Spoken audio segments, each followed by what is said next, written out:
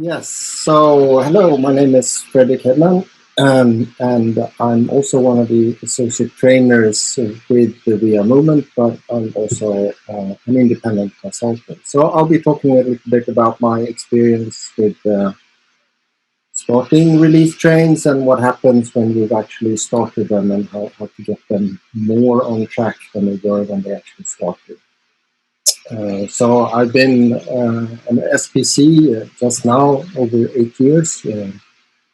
And have probably been working with 25 to 30 release trains all in all in various combinations. And I've been privileged to start roughly a dozen release trains myself. I've been part of teams who started release trains. So let's see here. So when organizations think about starting release trains, they quite often are keen on taking shortcuts. But you can recognize, or what I recognize, that sometimes there are good shortcuts, sometimes there are really bad ones, and not so seldom you can come across really ugly ones. So actually, essential safe, the basics of safe, is a very good starting point. It doesn't mean that you can't change things in safe, but it's really, you want to get that right. You also want to actually look at courses, the available safe courses. They are actually really good shortcuts for your organization to get started. And actually, the implementation roadmap can give you really good guidance. But in practice, then, organizations, they tend to start too large trains. You get more than a dozen or so teams, and the teams are often too large. You have more than 10 people, sometimes 15, 16, 20 people I've seen, which is really painful, but sometimes this is what organizations insist on doing anyhow. And the really bad things, the ugly ones, is then sometimes they try to start too many trains in parallel. So it's not only the trouble of having one train to start, which is hard enough, but they try to start several trains, which is sort of adding to the pain. And also, there is a tendency to try and skip this actually identifying and making visible the actual value streams for various reasons. Maybe there are already things called value streams because they are part of the organization, but they're not the value streams that SAFE is talking about or that SAFE is talking about. So these are, I mean, there are shortcuts that you can use, but there are some of them you really do want to watch out for. So most of the time, starting a train means that you need to make compromises. Everything is not going to be perfect. You won't have everyone quite on board. You'll have quite a number of skeptics or even a few cynics that are out there. That's going to make your day more interesting. And it's also a new way of working for most of the teams and the people in the teams. So there will be quite a lot of questions. Often a train will inherit a backlog of sorts. They have already promised project plans that are out there that tend to be very sticky. And the understanding of Agile requirements is really not automatic. And it's actually, in my view, one of the weaker points of the training because people tend to rename projects. They start to call them epics instead, or maybe even features. And the features tend to stick around for a very long, quite a few program increments. So this is something to sort of recognize. Then, at least from my experience, a lot of the organizations that want to start using SAFE as a starting point, they do have legacy systems. These systems tend to have a lot of manual testing going on. It's hard to test the systems in less than a PI. And when you start to talk to people, you realize that there is only partial understanding of the system or systems that the people are working with. So it's really hard to get an overall view of what needs to change when you do add things or fix problems and so on. And worse than that is that you also have the architecture roadmaps missing or severely outdated.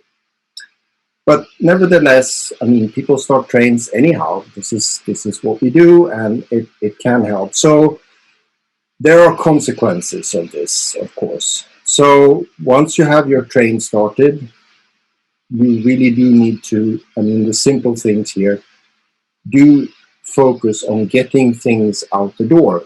Try and start completing features, even though some of them are really quite large and you're left after having completed a PI. Maybe you've just completed a handful of features. So, okay, let's try and focus on that and then understand why are the leftovers so big that we didn't complete them, and why does that happen. To help with this, you can of course set WIP limits, but you also need to respect these WIP limits so that people understand why they are there. The working process should not be overcommitted, because that is going to slow us down. And then you also need to actually recreate your backlogs and your roadmaps. You need to revisit them, not just take the inherited ones that are already that you had when you started the train. So one of the simpler things to do to actually show is that you want to track your actual deliveries. How many features did we start? How many weren't done in a PI? And how many did we actually complete that were done? And is there any unplanned work going on? Or maybe some work that's not really visible? Try and make that work as visible as possible so that the train and your stakeholders can start to understand all the work that's actually going on.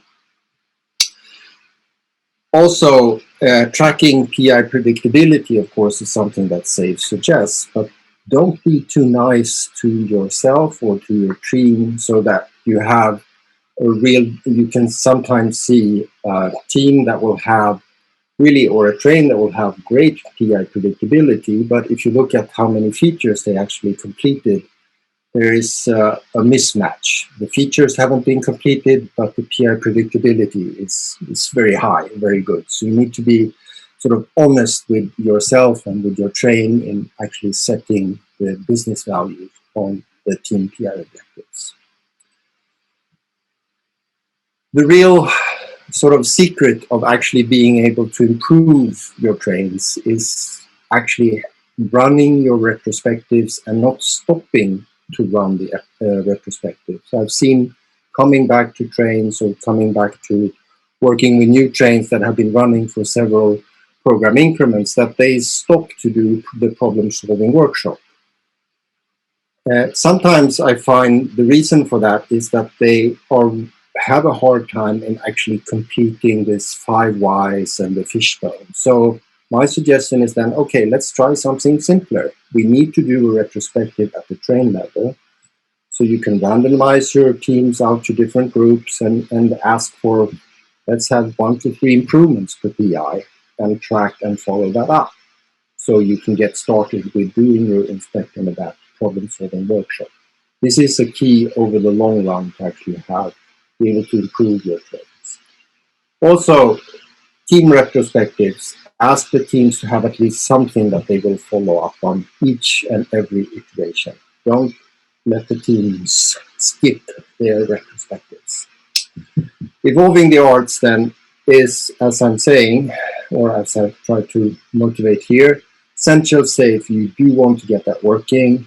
You want to have your architects involved. You want to rebase your roadmap so that they are actually connected to what the teams and the train can actually deliver, and working to recreate your backlogs. Once you have that going, you can start looking at the lean portfolio stuff. Remembering that an MVP is not the same as a release. A minimum viable product, sometimes I get to see that it's more of a maximum viable product. And you do want also to add the cadence for analysis to start this early enough in the PI so it's ready for the PI planning event. So finally, today, what can we see after having been in the Corona lockdown here for almost 15 months? What I can see at least that my belief is that remote PI planning is going to continue to be more common. It's not going to be in person every time. The tooling that we're using, we're going to need to spend a bit more effort on getting that right. As far as I understand, or my experience is that we actually need a combination of tools. We need your Agile lifecycle management tool, most likely. We need some kind of wiki to share information. We need good or simple retrospective tools to make that easier to run. And you need some kind of electronic whiteboards. So have a look around. There are lots of tools out there. And above all, be curious and have fun in starting your trains and evolving your trains. Okay, thank you. That's what I have to say.